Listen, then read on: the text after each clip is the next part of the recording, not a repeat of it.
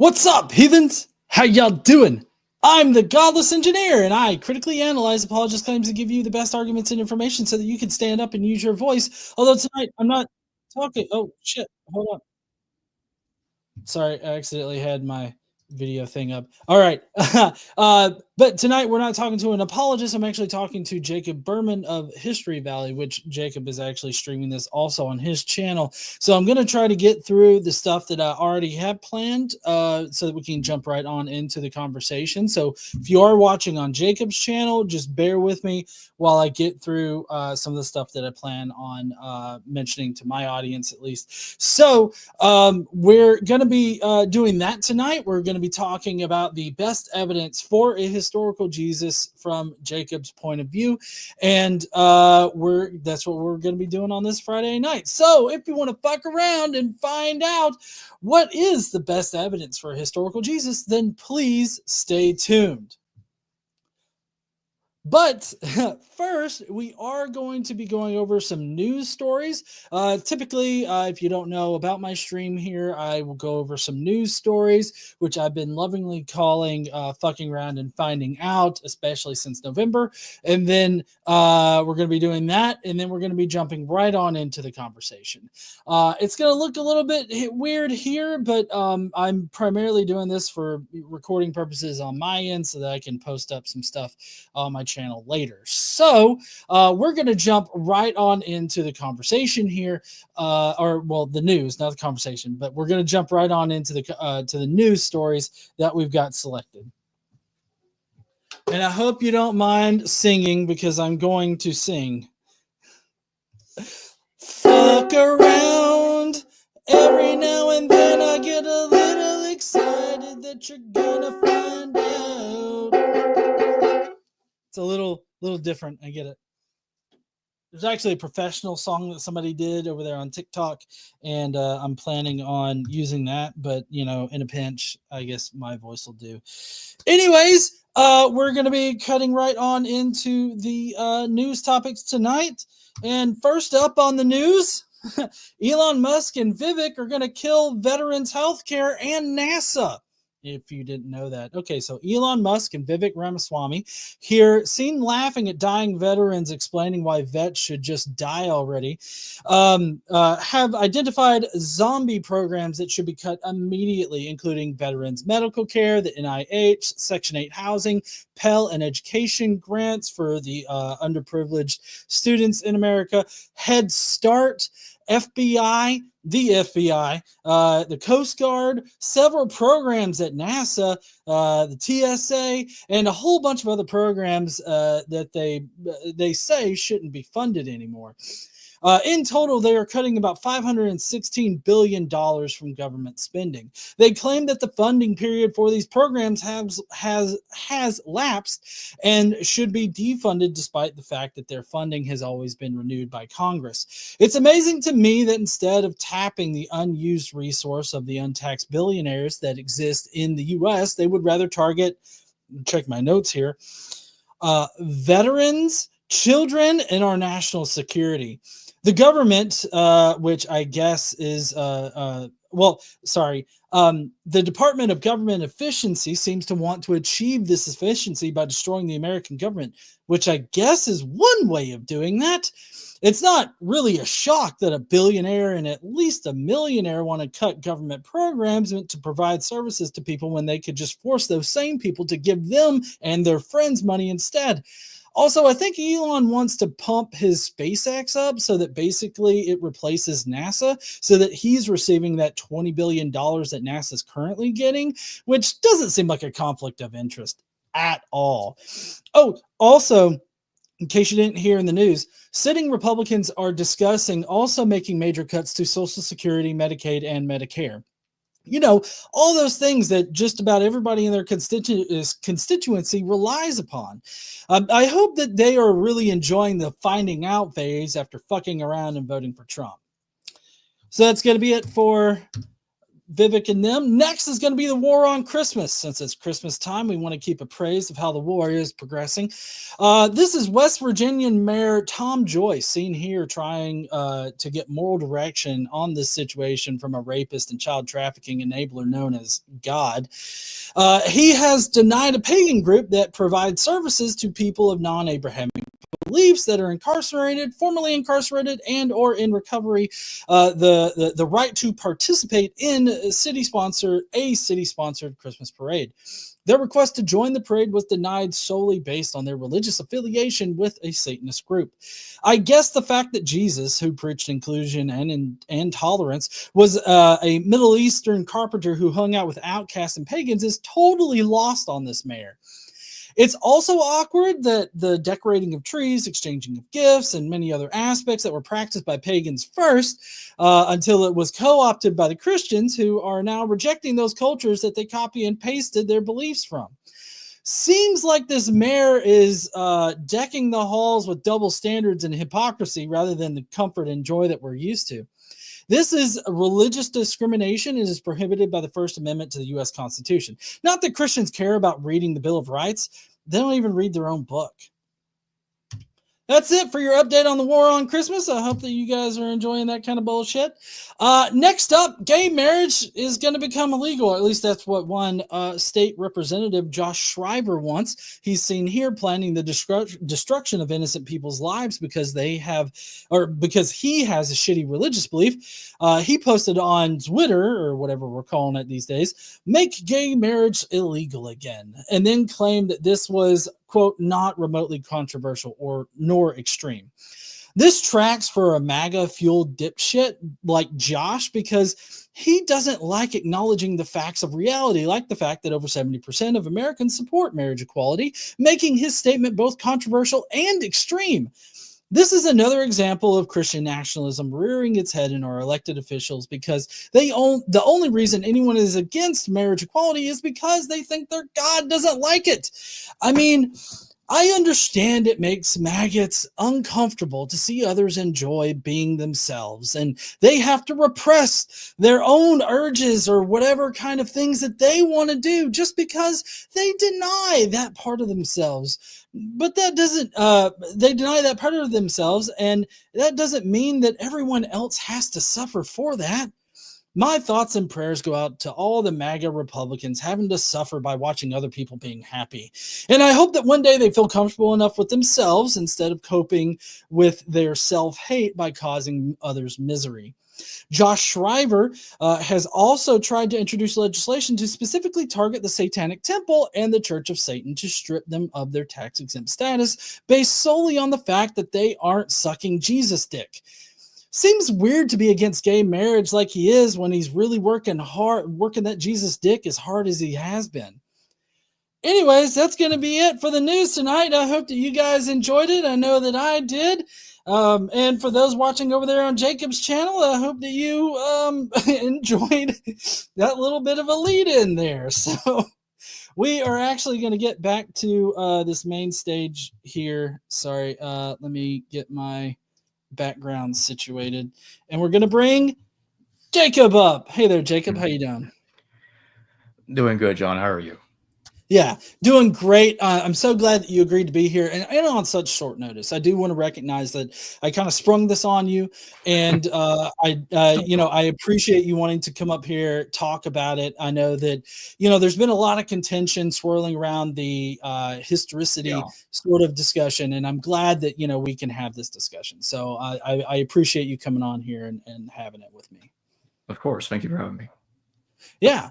Okay. So initially we had picked like the mafiosos and I, which that's what I call the memberships here on the channel, the mafiosos. We had initially decided to review your best case, I guess, for a historical Jesus, citing the best sources that we have for a historical Jesus. I then talked to you, just to catch everybody up. I talked to you about it. And you said that, well, that video that I had selected wasn't truly representative of what your views are now. And so, I just decided to offer to you like, hey, if you want to come up and we can have this discussion, I'm very very willing to have you up here. So that's kind of where we're at. So Jacob, I'm wondering if maybe we could start this out by sort of I guess talking about what is your best piece of evidence that you would say, like if you had to give somebody one piece of evidence to show that Jesus most likely existed in history, what would that be? Well, I think I would start with Paul.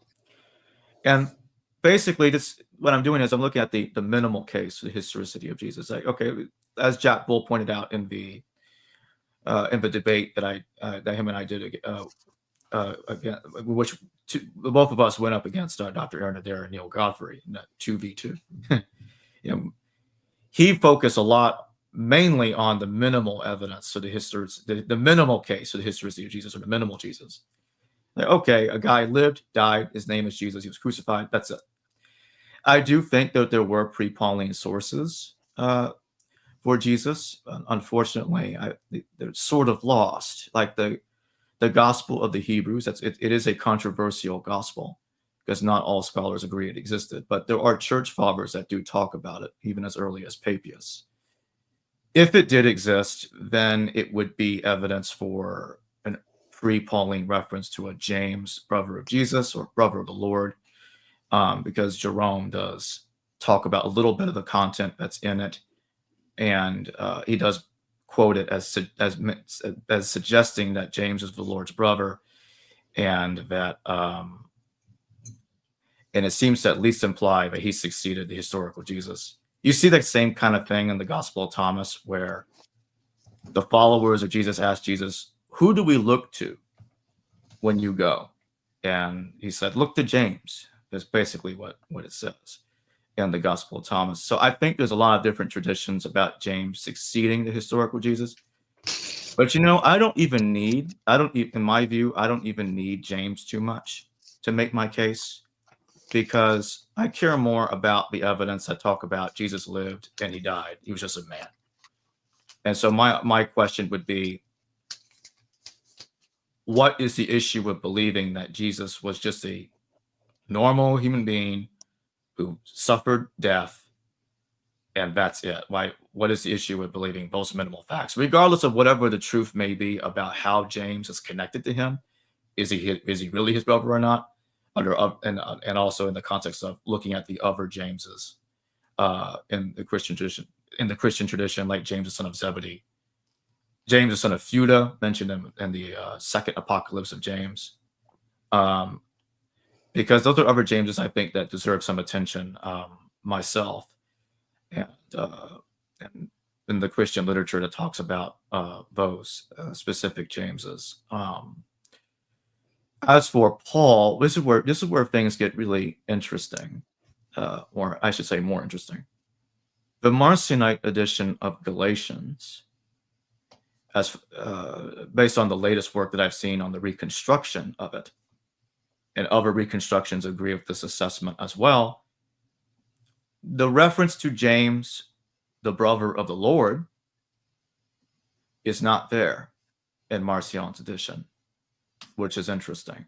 Why is it missing? So somebody could make an argument that the brother of the Lord was added later based on that fact. It is omitted, it's missing from Marcion's version of Galatians. Now, I should note that Marcion's version of Galatians is mostly the same as the canonical. There's very little difference between the two of them as far as I understand it. Although the same cannot be completely said for the other epistles. Generally speaking, the majority of Marcion's Paul is usually much shorter than the canonical.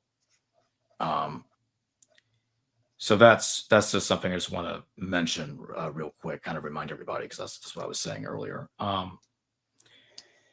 And I do think Jesus died under Pilate. There's a lot of agreement there in early Christian literature about Jesus dying under Pilate. So I don't think there's an issue of the chronology either. I know that there are those that argue that there are Christian, not so much Christian, but sort of Christian, but other Jewish sources that would suggest that Jesus died a century earlier, like the Talmud. I don't agree with that, because that has to do with theorizing that one of the Jesuses in the Talmud, if not others, are the same as the Jesus that we have in the New Testament. And there's disagreement about that specifically. So this is very complicated, and I don't want to spend too much time on that. But I don't take it very seriously that the Talmud is good evidence that people were confused about when Jesus lived. I think it's just a different Jesus. I don't even think one needs to go there, in my opinion, anyway, to argue that. If they want to argue that Jesus didn't exist, I think they have other avenues to argue for that. I don't. Obviously, I'm a historicist. I think Jesus existed, and pretty much had that opinion since I started looking into the matter. I I think that the minimal case is good, very good, because if you just say Jesus died, his name was Jesus, he died, he suffered crucifixion under Pilate, and that's it. You just leave it there. Then you'll work on the James issue after coming to that conclusion, after making that assessment. It would be better, because even if let's just say Jesus never had a brother called James. Let's just say that is complete. That part, for some reason, is completely made up. Well, it wouldn't be the end of the world to me. I like, okay, I can still believe Jesus died he lived and died based on the minimal evidence. I don't really need to hang it all on how James fits in or not. So that's the way I'll put it out there. I know there's a lot of controversy on Josephus, and there are different opinions on, is the whole thing authentic, which there are some out there that hold the position that the whole thing is authentic, and there are many more that will say it's partially authentic, and then you have some who will say it's totally interpolated. I find myself agreeing with Dr. Samuel Zinner. I think the testimonium was, I think there's another way of understanding it where you don't have to say the whole thing was added later. And I would say that if anyone wants to know what I'm talking about, to go watch his videos on my channel, because I don't want to get into that topic too much right now. That's a long story, because he gets into the Greek analysis and why he thinks that the whole thing is fine. But what I'll say is, I don't really depend too much on Josephus for a minimal Jesus. I don't think one needs Josephus to mention Jesus and believe he existed at the same time. I don't think one necessarily is hinged upon the other. And I think that what's happening with Paul is he's encountering people that either met Jesus or heard about him. And I think there are some, I think he probably came across people that met Jesus. But regardless, he talks about how he's entering into a movement. And they were there before him. So he clearly didn't start this. There were others in the movement before him. But what's interesting about that is, that little reference to the 500 guys who saw Jesus? That's not in Marcion's edition either. It's not there. Canonical Paul has that, but Marcion's edition doesn't have that. And that makes a lot of sense to me. It doesn't have it, because I always found it strange that the book of Acts doesn't talk about that. The 500. The Gospels don't talk about the 500. I'm like, well, I would think that'd be something significant to bring up. But Marcion's edition doesn't have the 500. And I'm like, okay, was that added later too? I think so. At least I think it's an argument for it. We may not have manuscripts of Marcion's Paul, but Epiphanius and Tertullian certainly get into it. I mean, some are like, oh, you can't really trust what they're saying about Marcion, but the way I'd put it is, well, they are certainly putting a lot of effort into talking about someone and being very descriptive about Marcion's New Testament. and why they don't like it. I think those are very strong arguments for saying that. I think they are generally reliable, because I don't think they would spend that time making something up about their enemies and that they don't like about them. And so just so I articulate what I'm saying correctly, what I'm trying to say is, I don't think they would spend all that time describing why they are heretics, what they're saying that's different from themselves, and then even that not be true. That would be shocking to me. No, I think it's more likely that, for the most part, they're probably telling the truth about Marcion and what his New Testament looked like, and they're telling us, here we are, here's what's attested, and we don't like it. Okay, and they're insisting this must be abridged. They talk about they're cutting the text. He's cutting the text. But I don't buy that. It sounds like to me the church fathers are very worked up over Marcion, and I think it speaks volumes. So basically, I think just to end what I'm saying real quick, I think that the evidence is good, and I think Jesus lived and died just like everybody else did. And yeah, I mean, regardless if you agree about the Thomas tradition or how that relates to the issue, is there an earlier edition of Thomas that could potentially be pre-Pauline or not, or the Gospel of the Hebrews?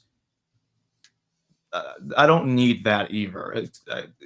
Regardless of how they fit into the puzzle, into this issue, I don't see why it's so problematic to think Jesus lived, died, and was crucified under Pilate. And, we have references to other people that are like 60, 70 years after the fact that I don't see people contesting existed, like Judas the Galilean, for instance. And I brought this up in the debate. When, Josephus is the earliest writer that we currently have that talks about Judas the Galilean. He's writing 60 plus years after Judas died. We don't have contemporary references to Judas the Galilean, just like we don't have completely proven contemporary references to Jesus either. Paul, most widely agreed to have either written in the 40s or 50s CE or both, is the most agreed upon earliest source that talks about Jesus. Then that gets into the question of Q, which I really don't want to discuss too much. So the skepticism about Q is growing. And that hypothetical source that Matthew and Luke supposedly independently depended on. But that's another story. Some will put Q before Paul, simultaneous with Paul, or after Paul.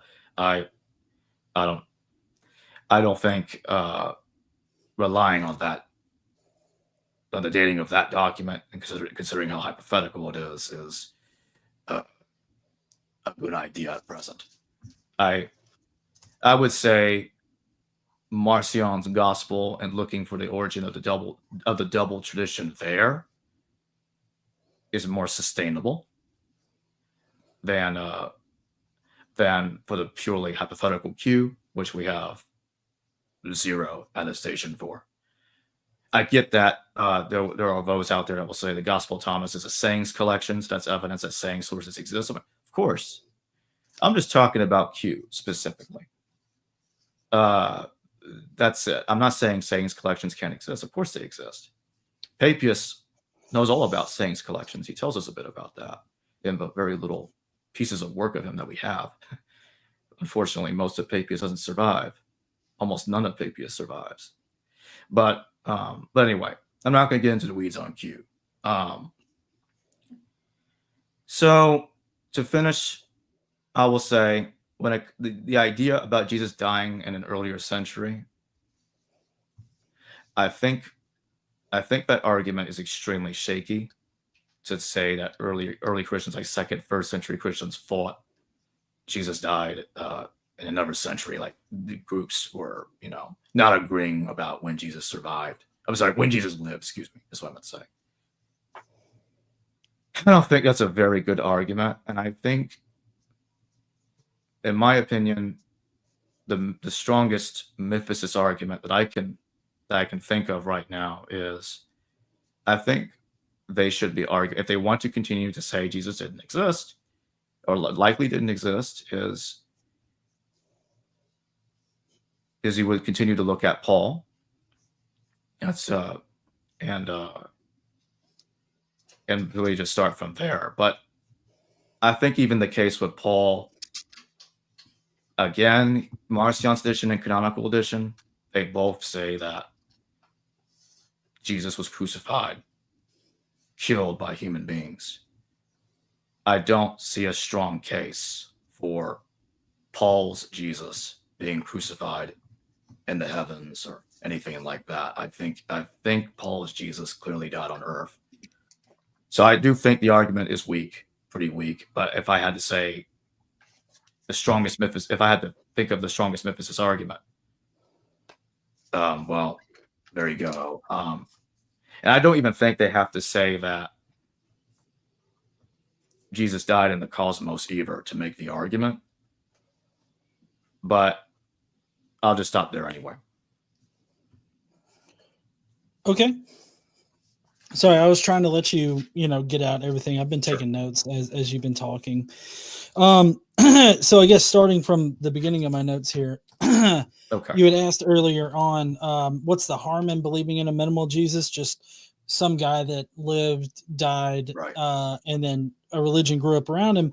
I don't think that there's any harm in that. But I will say that I take the same approach to stating whether or not Jesus existed as I do when I handle the question of whether or not God exists. So, like, if I don't have good evidence to say yes, he did exist, same thing with God, I'm not going to admit that Jesus existed. So that's why I hyper focus in on like the actual sources that we have that could potentially place Jesus like on earth walking around and everything like that. So that's where I primarily hyper focus in on that. Let's see. I noticed that your statements and arguments included a lot of sort of ad hoc fabricated content.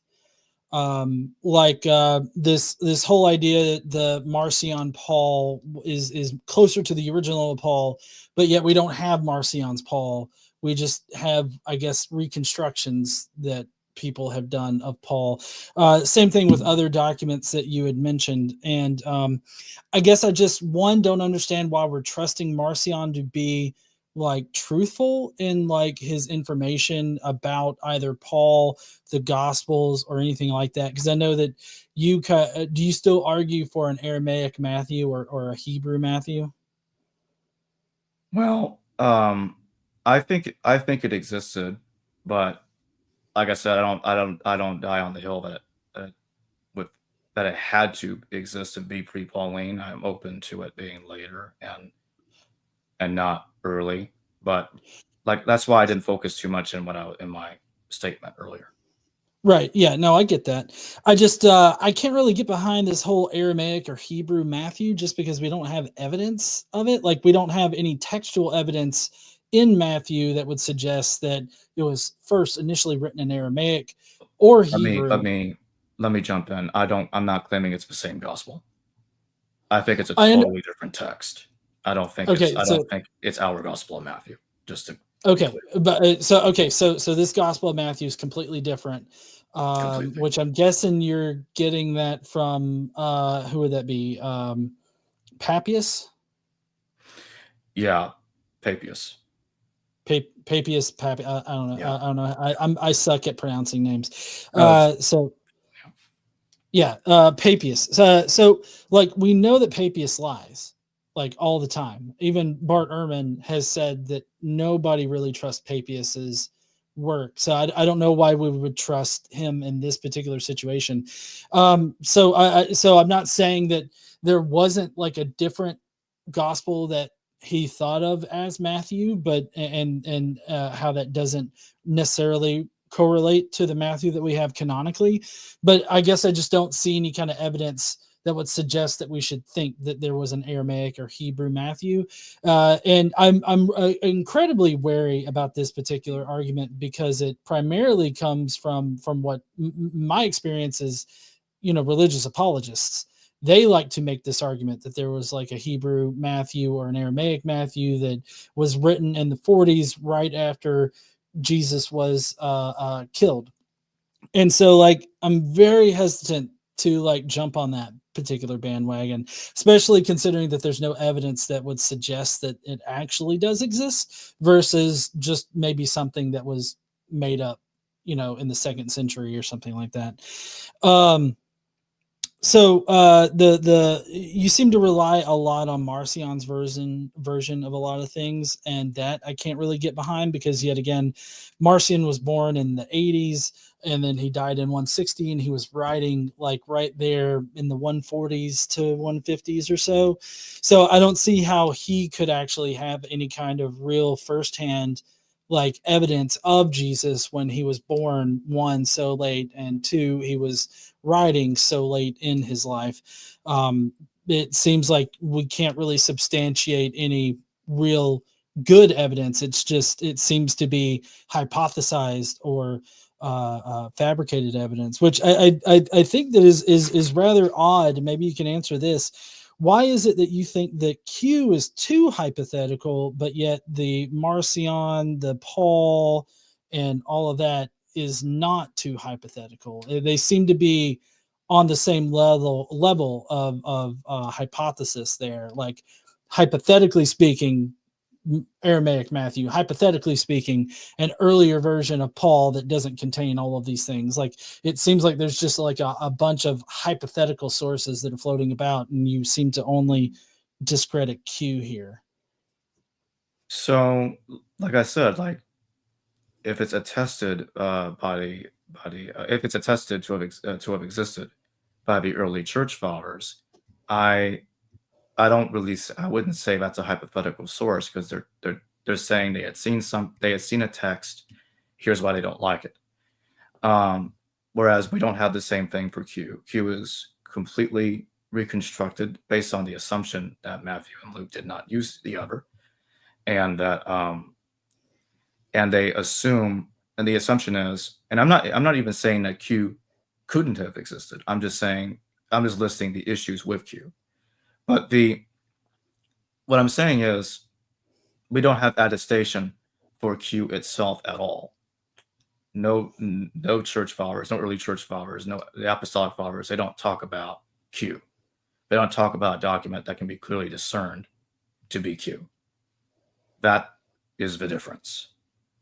Okay, I can totally understand that, making Q more hypothetical than the others, but and maybe this is just my ignorance of not exactly examining what Marcion has said about like either Paul's work or Matthew, or what Papias exactly says about what's in his Matthew. But I mean, it seems to me like there's only like casual mentions of these things and not like full on reproductions in their source text, like in that these people are reproducing. Would that be accurate, or is it like they're not doing those things, or are they reproducing a significant amount of it? So I think that Epiphanius and Tertullian, for instance, they're telling you what they want to say, they want to tell you what these texts are saying that they don't like. But what I will say real quick about going back to my argument for the minimal historicity of Jesus, it doesn't even matter to me if Marcion's edition is truly earlier than canonical Paul. I don't need that to be true for me to still think there was a Jesus who lived and died and was crucified. That's the point I really want to get across here, and that's what's so good about the minimal historicity hypothesis is it doesn't really matter if Marcion's edition is truly earlier than canonical Paul or not. I don't need it to be earlier. It doesn't have to be certainly earlier for me to feel comfortable thinking that there was a historical Jesus. I just want to make that clear. As for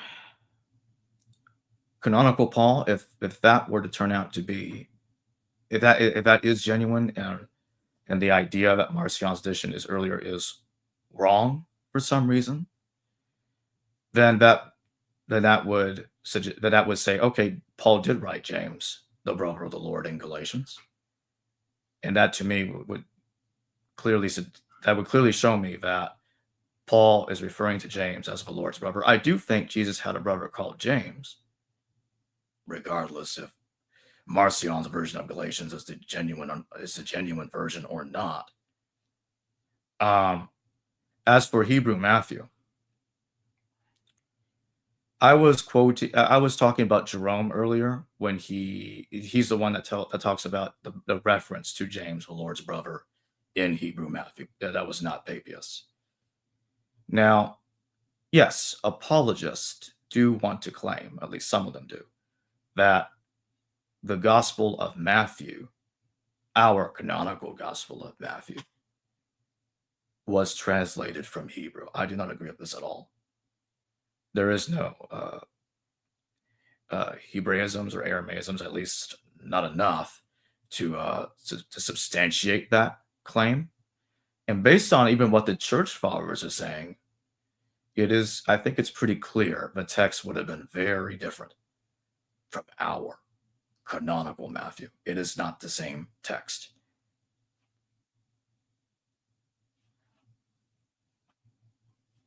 So I'll just stop there for now. Yeah. So sorry, my headphones, they died, and I've been trying to connect my other ones, but they're it happens. Yeah, exactly.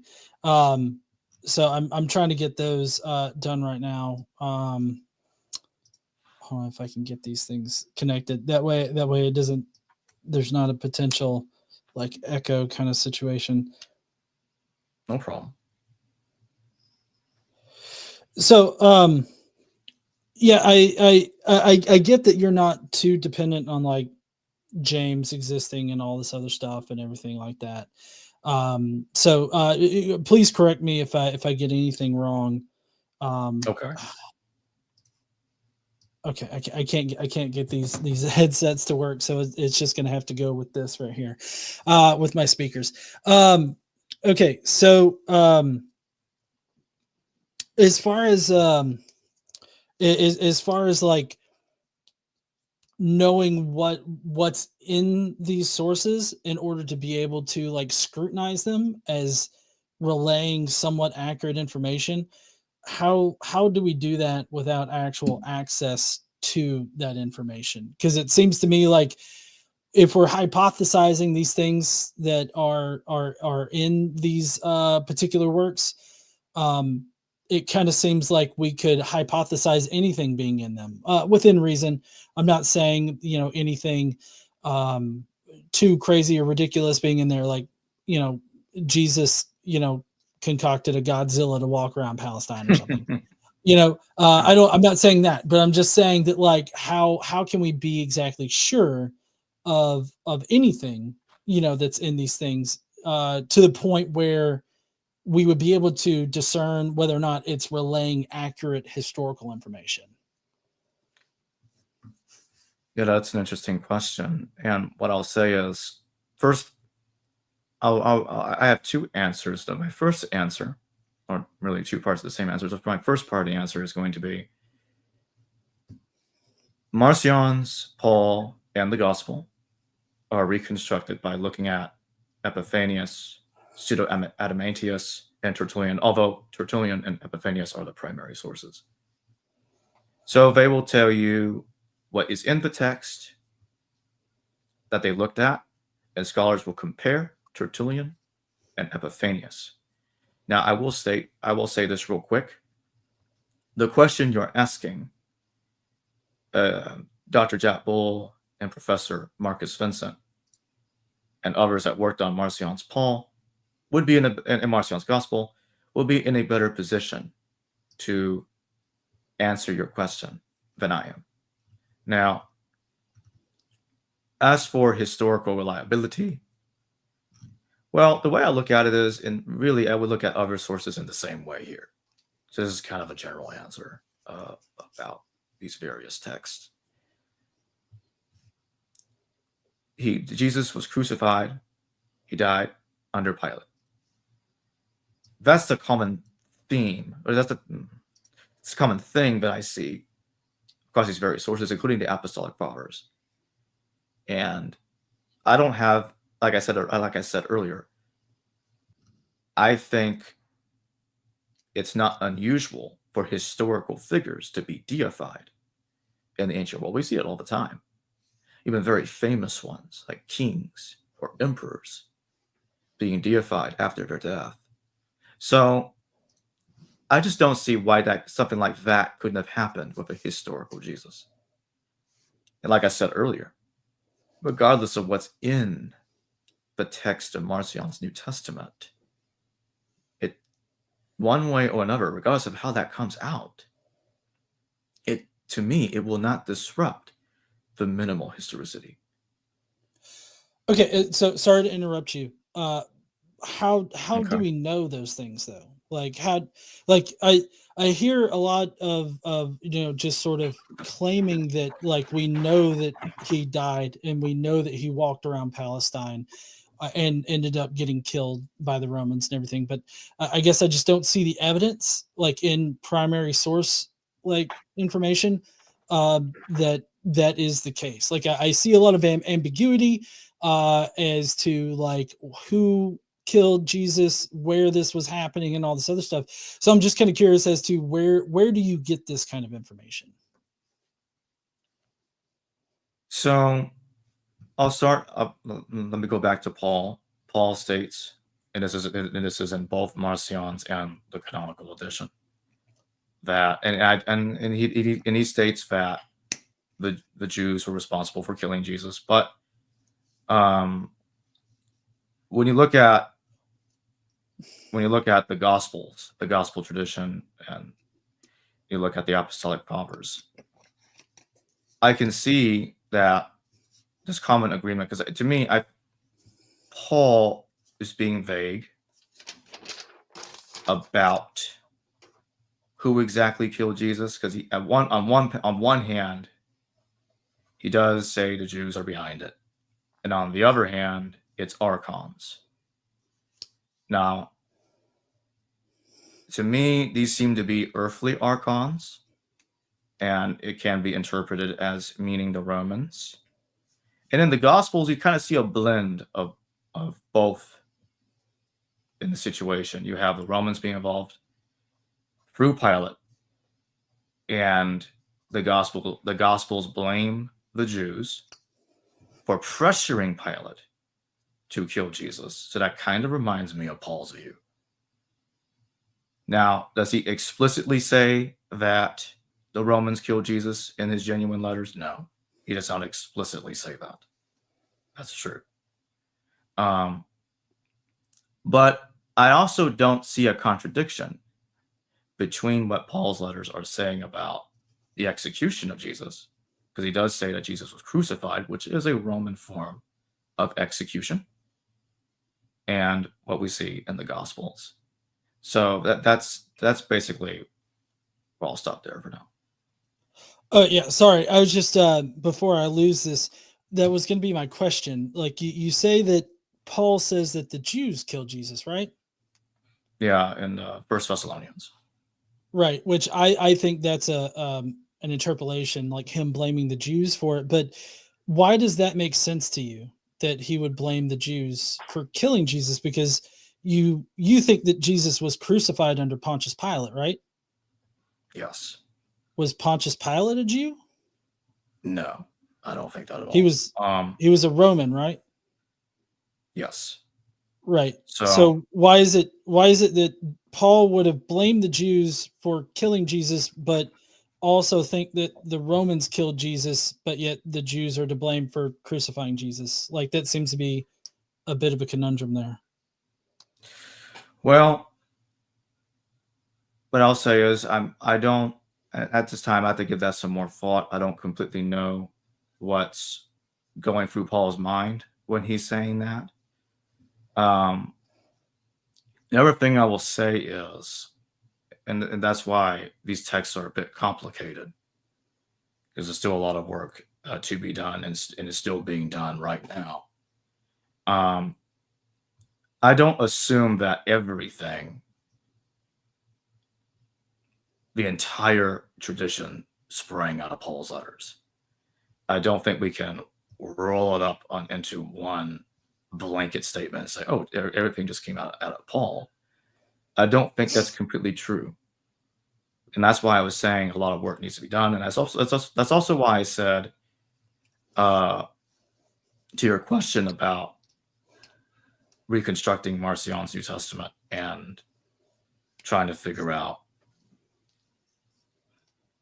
which parts of it are reliable about the historical Jesus.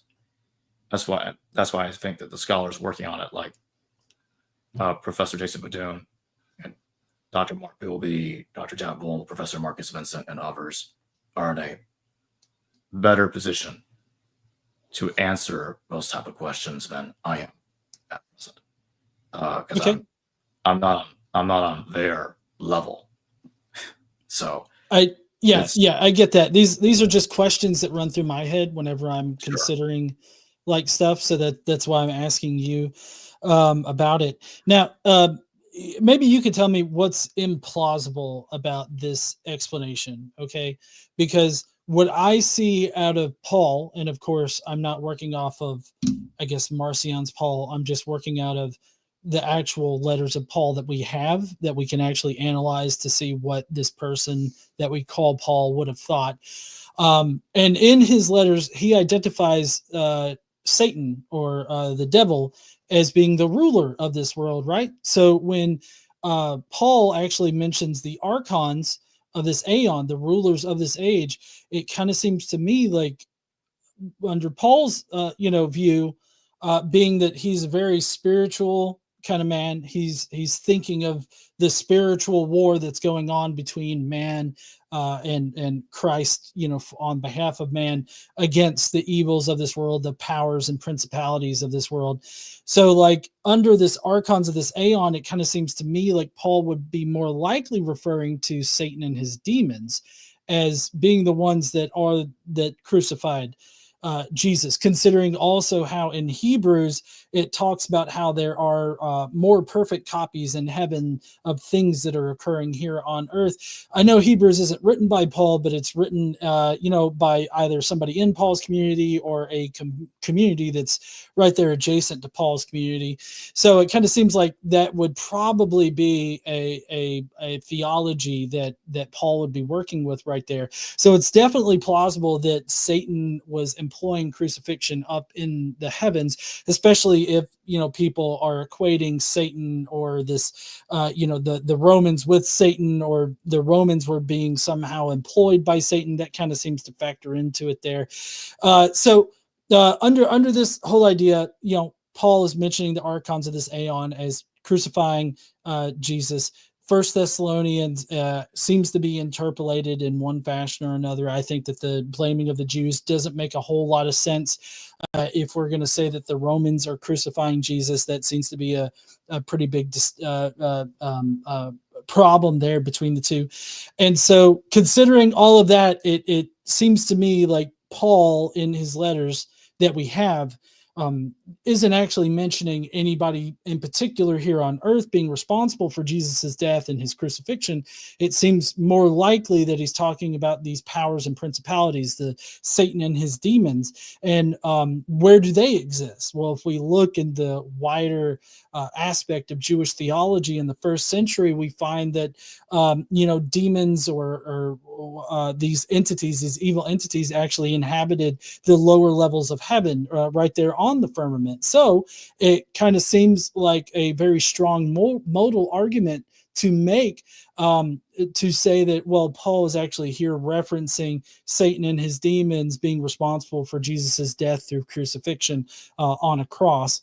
And the logical implication there would be that Satan and the demons were not operating here on earth, but were instead operating in the lower parts of the heavens. Is there anything in that explanation that seems to be amiss, or that you feel like I'm just ad hoc speculating about? I do. I do need to correct something that I said earlier about the question about why is Paul saying the Jews are behind Jesus' death. I actually do have thoughts on that. This is where I agree with Professor Dennis MacDonald. He thinks that the historical Jesus was a Torah reformer. And I think he was advocating for some kind of change, as Reformation would suggest. And he faced opposition from both Jews and Romans. And I think that's what happened. That's my best answer for why Paul is saying those things. Now, to address what you just said about the heavenly execution of Jesus via Satan and his demons, I would ask for examples, clear examples of Jesus being crucified in the cosmos. Do we have I wouldn't have explicit examples. What I did was I made a modal argument using Paul's words that we actually have in order to establish a modal argument for the most likely meaning of archons of this aeon.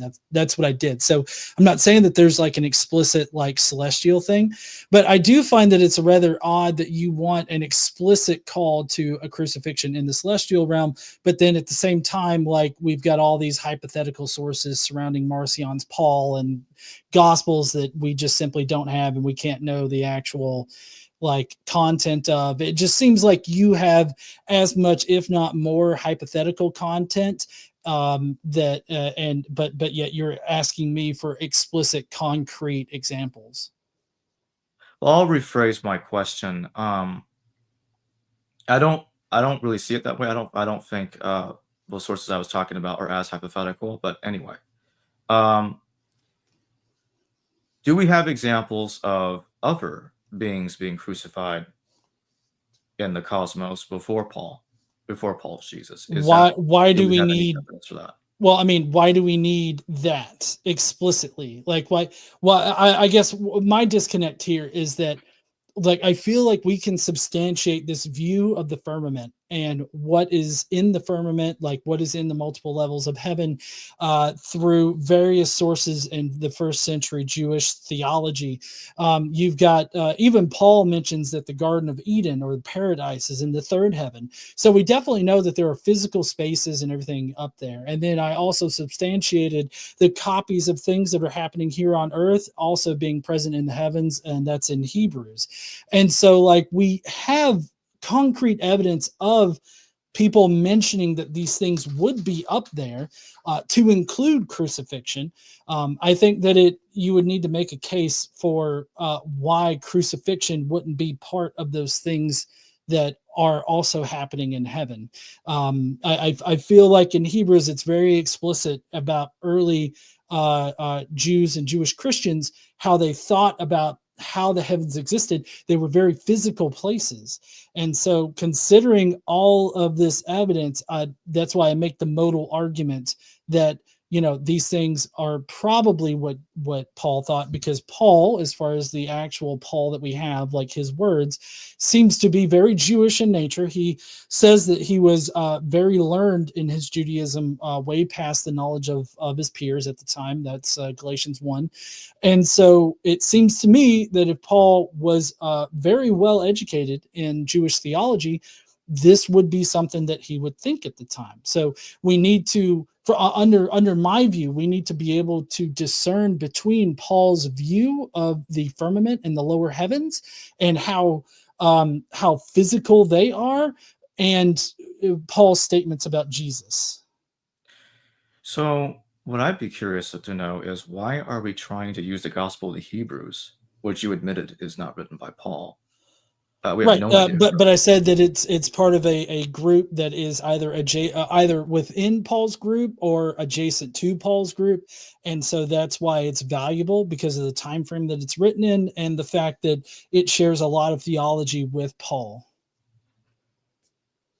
It may share things with Paul because Hebrews, I think, knows Paul's letters, but I'm not sure one should suppose to assume that the rest of Hebrews or the rest of the tradition is adjacent or coterminous with Paul's community, because the dating of Hebrews, many scholars would put Hebrews much later than the composition of Paul's letters.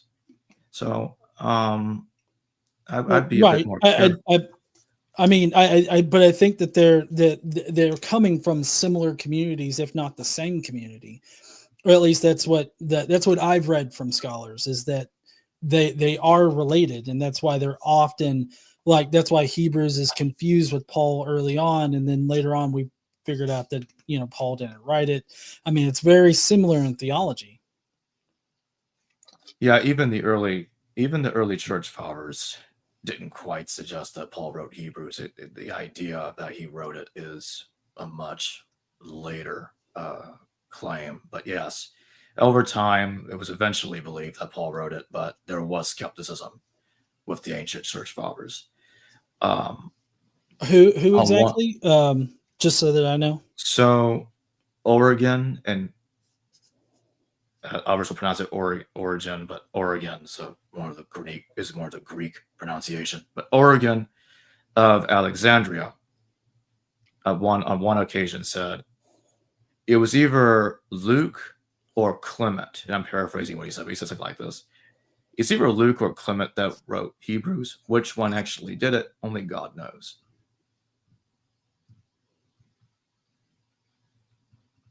But yeah, that's something that Origen said.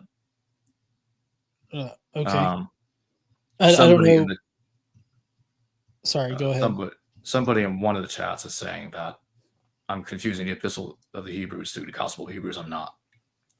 I know those are two different texts. I am not lumping one with the other. Anyway, just wanted to address that real quick. Yeah, really, my issue would boil down to, and it doesn't, regardless of the issues of certain sources or hypothesizing sources or not. The reason I was asking for examples of heavenly crucifixion is because, based on what I see in these sources, I don't see any evidence for suggesting that the crucifixion happened in heaven. I just don't see it. That's my problem. Well, I guess I covered that with his mention of archons of this aeon, considering who Paul thought was the ruler of this world. That seems to indicate Satan, which then leads us to the question of where was Satan at this point? Satan was in the firmament of the heavens, and so that's how I get there. And I don't see a problem in that particular line of logic. So if you can identify where I'm wrong there, please do. Well, it's just historically, obviously we see crucifixion happening to people on earth. And the other thing is that, okay, so Satan is identified as the god of this world. And if I remember correctly, that's in 2 Corinthians. And anyway. Well, so let me ask you this. Do you know about the what is it? I think it's called the Apocalypse of Moses, or it's also known by something to do with Adam and Eve. But I believe it's the Apocalypse of Moses that actually has God bringing Adam and Eve and Seth up to the third heaven and burying them in the third heaven. So, I mean, that's not a crucifixion in the third heaven, but that is people being, buried in the heavens. And so, this lends kind of credence to the idea of, people can be buried in the heavens, which is one aspect of my claim. It's not a crucifixion. It's also not a death in the heavens, but I feel like if you can be buried in the heavens, that means that you can die in the heavens. I mean, what is obviously the problem there is that they're saying that these people were born on earth and they were being brought up into the heavens, as you know. And no, so sorry to interrupt, but Adam would have been formed in the heavens. And then when they were cast out to the earth, and then they were brought back up to the heavens and buried in Eden. That's part of it too. Right. But in the Old Testament, we also see things like somewhat like this with Enoch being taken up into heaven. But of course, he was supposed to be born on earth. And again, and my main issue still pertaining to Jesus is I don't see any good reason. I'm just not convinced yet that there's good reason to understand that Jesus' crucifixion is different from other historical crucifixions that happened in heaven. So to finish that, I'll say Satan's identified as the God of this world. If it had said something a little different, like God of the heavens, like somehow he took over the heavens, I could see how that wouldn't be as easy to overcome with the minimal historicity. Because if one says that Satan is the God of this world, then you're making Satan behind the powers of government. So he's influencing rulers into doing what he wants. And you kind of see you can kind of see that happening in the Gospels, in which Satan goes up to Jesus and he tempts him, shows him the kingdoms of the world. So it's kind of similar to what we see in Paul, where Satan is made into the God of this world, and I think that would imply that Jesus was crucified on earth, because Satan controls earth. To me, that's the idea. He controls the earthly powers, and so he influenced them to have Jesus killed. That's what it looks like to me. I mean, I feel like that there is a bit of ad hoc speculation going on there, with the assumption that he's controlling the Romans, and that Paul would have mentioned the Romans by saying archons of this aeon. I feel, of course, my position is that that particular spot is way too vague for us to make a determination of whether or not it's Romans or whether or not it's Satan. I feel like it is far too vague. Although I do make the argument that he was probably talking about, Satan and the demons and everything like that, just because of how he talks about Satan and the demons and everything like that. So I mean, that I do think that that's possible for him to have referenced them that way, but I think that just makes it even more vague as to what he was talking about there. And just to be even clearer on what I'm saying, I don't mean to say with certainty that it was Satan, because in the actual reference, yes, it says the God of this world, and it's not explicit, but just says the God of this world. But either way, some God is controlling this world. That's what Paul is saying. Doesn't matter if it's Satan or something else, and that means the powers working with that deity had Jesus executed, and that just sounds to me like this is an earthly situation and not. We see right there. I mean, right there, you're ad hoc stating that it's earthly. Like you're just putting Earth in there without any actual justification as to why it has to happen on Earth, other than you've only heard about crucifixions happening on Earth, despite the fact that I mentioned how they thought that there were perfect copies in heaven of things happening on Earth, both rituals and physical objects. I'm just not sure that perfect copying can be is comparable to that what we see in Paul. That's kind of my problem there. And so what does copies mean to you? Like if I say there's a copy of that over there, what does that seem to indicate to you? Do you think that means that, like in this particular case, do you think that I mean that, oh, there's this object and then there's a copy of that object right over there? Well, I would say it would mean to be an exact copy. What I'm trying to say to you is I'm not saying that's not happening in that other text you're talking about. I'm saying I'm not sure we can impose that view onto Paul. That's what I'm saying.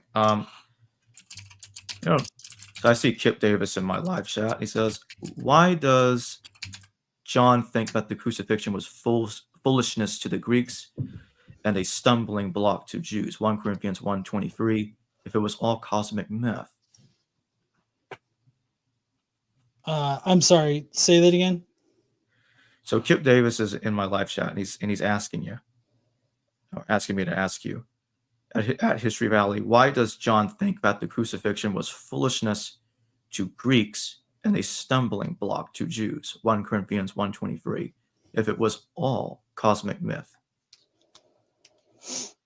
I mean, that's a good question. I think that what Paul meant by a stumbling block, as far as the cross goes, I don't think that he was meaning that belief in a crucified Savior was the stumbling block. I think that there was another layer of that tacked onto it, like what does the crucifixion mean, and all this other stuff as being a stumbling block.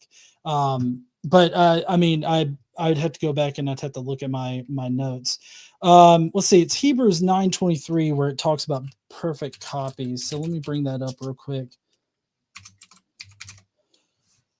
Let's see. Nope, not NIV. NIV sucks. All right, I'm using the NRSV UE. So Christ's sacrifice takes away sin. This is Hebrews 9:23-28. It says, thus it was necessary for the sketches of the heavenly things to be purified with these rites, but the heavenly things themselves need better sacrifices than these. For Christ did not enter a sanctuary made by human hands, a mere copy of the true one, but he entered into heaven itself, now to appear in the presence of God on our behalf. Nor was it to offer himself again and again as the high priest enters the holy place year after year with blood that is not his own. For then he would have had to suffer again and again since the foundation of the world. But as it is, he has appeared once for all at the end of the ages to remove sin by the sacrifice of himself. And just as it is appointed for mortals to die once, and after that the judgment, so Christ, having been offered once to bear the sins of many, will appear a second time, not to deal with sin, but to save those who are eagerly awaiting for him. So it says, for Christ did not enter a sanctuary made by human hands, a mere copy of the true one, but he entered into heaven itself, and now appeared to now to appear in the presence of God on our behalf. So it kind of seems to me like it's talking about how there are copies of things in the heavens, and that would include rituals and physical objects, because it talks about these rituals as well as there being, you know, Sure. versions in the heavens as well. So I mean, that's where I'm getting that from. And that's fine, but again, that territory involves the epistle to the Hebrews. It was not written by Paul. We don't know who wrote it. And really, it's still have to ask the same question. Can we impose that belief that on Paul? Did Paul share that view? Well, so I'm not saying that Paul definitely did, but I am making Okay. the probabilistic argument that he most likely did, considering that they are communities that are connected to each other. And so, I mean, they are representative of a Christian community, and this Christian community seems to be, knowledgeable about the Jewish theology at the time. And there's also Jewish texts that are not in the Hebrew Bible, but there are Jewish texts that affirm these multiple different layers of heaven and places in heaven where you can be buried, and very physical beings that are in the heavens. I mean, to the first century Jews, the heavens were a physical place. We can agree on that, right? Repeat what you said again, just real quick, about first century Jews. What? So first century Jews, they would have considered the firmament and the lower part and the heavens, the lower parts of the heavens at least, to be very physical places, correct? Given the view about copying, I would say at least one can make a decent argument that yes, some of them obviously believe that. Not a lot of them believe that. Sure. Okay. Yeah, so Jews, the first century Jews at this time would have considered the firmament to be a real place, to be a very physical place where there were physical beings inhabiting those planes of existence, right? Now, the reason why I said some, or maybe a lot of them, is there are many Jews that believed many different things. So I was very Right. careful to avoid saying all. Right. I'm not saying that all Jews, I wasn't trying to make that kind of argument. I was just saying that this was a common belief of Jews in the first century. Yeah, but then again, I'd still be careful to like avoid imposing that view on Paul, because as you admitted, it's not clear that Paul has that view. And yeah, Well, I mean, it's not explicit in Paul's letters, but I would say that the likelihood of him adhering to that is quite high. So, like, while we don't get explicit, excerpts from Paul that state these kinds of things, these are the kinds of things that Jews were talking about and were believing in the first century. And considering how Paul talks about the God of this world and all this other stuff, it definitely makes it seem like he was knowledgeable in this. He also admits to being very knowledgeable about the Jewish religion. So it kind of seems like, considering the proclivity of Jews at this time to think things along these lines, it kind of seems to me like you can be very secure in making the probabilistic argument for, Paul believing these things. So, I mean, we have to make these kinds of arguments because we don't have a lot of information from Paul, which is, Sure. I mean, that's pretty bad on its face, right? Yeah, and right, we're debating, having a discussion about what exactly these texts are saying, what they mean, and even how much of it is genuine to the author. So there's a lot of nuance here. Sure. There's a lot of issues to work out there, a lot of work being done on these texts, and that's really what it boils down to. That's a lot of things that both sides have in common, is that a lot of work is being done on these texts, and it does complicate discussions like this in a way, because one often has to note all these caveats. In the minimal historicity versus minimal mythicism, that's the kind of issue that both sides have to deal with. Right. Okay. Well, Yeah. I know that you need to go here in just a Yeah. second, and I definitely appreciate your time, speaking with No me problem. tonight. I do want to ask you, because I don't know if you've ever said this before, but I want to know, in your personal opinion, do you still not still think, but do you think that mythicists are like the flat earthers of the atheist community? No, but I will say this. If definitive evidence came out later to show Jesus didn't exist, then somehow I'd be surprised. I'll say that much. I'd be a bit surprised, honestly. Okay, but like, do you think I'm some deranged fool for No, not no, being sold on the? Okay, no, I just okay. I know that this is a pretty highly mentioned sort of idea, just that mythicists are crazy and like stupid or something like that. So I just wanted to make sure that you weren't part of that crowd.